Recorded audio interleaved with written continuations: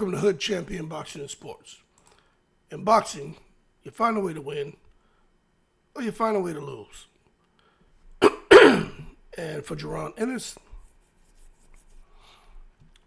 things aren't looking too good for him as far as his supporters. Now he's got some diehard fans that are going to hang in there with him, but even they're like, hey, we're going to have to label him as a guy who put that duck sauce on the fried rice when it comes to Ortiz. Unless, we hear a little bit more about what went wrong, or we see the next opponent that he faces. But this is the problem right here, people. When Boots comes out and he says, you got to excuse me, I'm getting over an upper respiratory infection. It's been a month, so I apologize for being in the microphone and clearing my throat and shit, but Hood Champion's a little under the weather. But when Jaron Ennis comes out here and he says, I saw the rumors on social media just like y'all did as far as the fight with me and Virgil. I was unaware that alleged negotiation was being made on my end. From here on out, if it didn't come from me and me only, don't believe it. And I will address if I'm staying at 147 or moving up to 154 at a later date and time. Let me tell y'all something, right? Jaron Boots Ennis, was he 33 fights, 29 knockouts? This has got to stop, people. What's he gonna do? Jaron Ennis is beyond tune-up fights. It's got to stop. You look at where he is as a champion at 147. A lot of people feel that he can go to 154 and he can make some noise.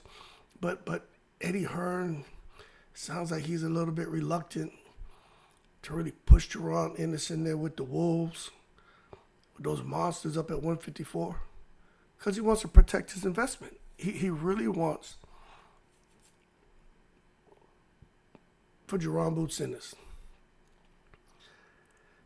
He wants him to keep winning.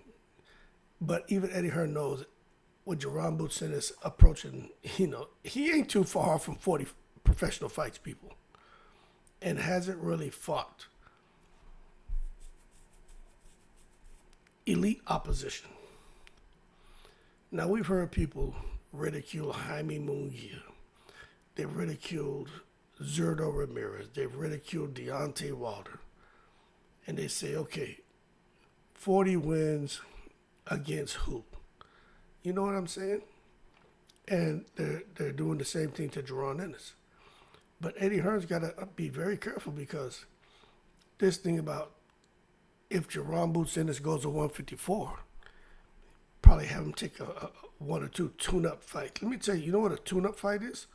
A tune-up fight is just a fight to help a fighter improve their conditioning and get back in shape. Those are tune-up fights. You go through a training camp, you get an A, knock the ring rust off in the fight, and you come back, maybe take another tune-up fight or maybe two more, and then you're ready to go up there, man, because you're back active, you're back conditioned, you're firing on all cylinders. Now you're ready to go and fight for a championship or whatever the case. Jaron Ennis is active. There's no tune-up fights. Like this has got to stop. And I tell you what, tune-ups, that shit can go wrong. Now, you remember they had Fonfara against Smith Jr., and I love Fonfara, but he messed with the wrong construction worker that night. You remember Victor Ortiz? Before Virgil Ortiz, there was Victor Ortiz. They were doing stories on him, his background, and his father and mother, and his sister took care of him, he took care of his brother, and all kind of crap. Put his ass in there. And what was supposed to be just a tune-up fight or something to get him ready for a bigger fight, maybe Canelo, I think it was. Got into it with Josecito Lopez. That shit came out of nowhere. Supposed to be a tune-up fight to go against Canelo. Shit didn't work out so good, did it? Victor Ortiz got his jaw broken. So Eddie Hearn and Jaron Boots Ennis better be careful, talking about a tune-up. Because any of these fighters, especially when you get to 154, any of them, even Terrence Crawford, can lose on any given night. They've got some scrappers up there. Now, if you think I'm kidding, Miguel Cotto was a bad boy, wasn't he? But who would have thought Miguel Cotto getting a tune-up against Austin Trout, that Austin Trout would box the socks off of Miguel Cotto? Okay. And then, what's his name? Oscar De La Hoya, he fought everybody. Remember, he was focused on all that promoting. Decided he would take a fight to try to just kind of tune up and stay active. Got in there with Stern. De La Hoya got the win, but he lost that fight. They robbed Stern. Remember that shit? So, y'all can sit here and say what you want. They got a lot of examples of people taking tune-up fights and shit not working out. I remember Kirkland versus Ishida. Remember James Kirkland and Wolf's guy? Kirkland came back, fought Ishida, the Japanese guy. Shit didn't work out so well for Kirkland. The whole world was shocked. It's like, what this Japanese guy Ishida come out of nowhere? Every time he hit Kirkland, Kirkland went down. Now that was a mix of like a tune-up fight and a stay busy fight. Kirkland had been out a few years and, you know, was steamrolling a few guys and then fought Ishida and things just didn't go very well for him. The bottom line is, Jaron Boots Ennis can't end up being a Pacquiao horn. You can't come in now and let a blatant cherry pick get a victory over you. And I just think they better be careful. There's not too many places Jaron Boots Ennis can go. He's supposed to move up the ladder, not reverse. He ain't supposed to be going down the damn ladder. He's a champion. What's a champion doing trying to take a tune-up? What are we talking about here? No, man, go for the gusto. Eddie Hearn put the money up. This is crazy to me, man. I just don't get it. But anyway, for those who are saying, nah, man, Jaron Boots Ennis won't lose. Yeah, you're tripping, hood champion. You're taking it to the stupid. Hey, look, you, subscriber or non-subscriber, casual viewer. And you hold your horses. And let's not take it to the stupid.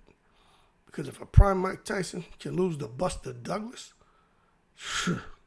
don't come out here telling me Jaron Boots Ennis can't lose. The hell out of here. In a tune-up fight. Mike Tyson supposed to be getting ready for Evander Holyfield, wasn't he? He was out there in Japan, popping that Japanese coochie like grapes. Got his ass up in that ring, messing around with Bobby Brown. Wonder if they were doing crack together. Shit didn't work out for him. So anyway, y'all keep cool. Shout out to the veterans, all 7 continents. Daniel Jacobs wasn't supposed to lose to Dimitri Parag, was he? Supposed to be a tune-up fight. That shit went wrong. Out here picking random people thinking just gonna get an easy victory. It doesn't work out because some of them come to fight. Jaron Boots Ennis and Eddie Hearn, they got some work to do. Because he is way beyond tune-up fights.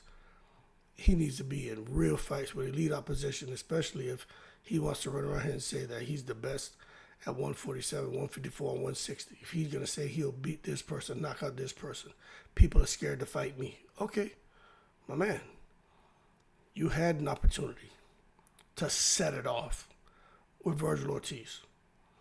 You say you your own boss, right? Well, boss up. Make the big fights happen. Yo, I'm in the breeze.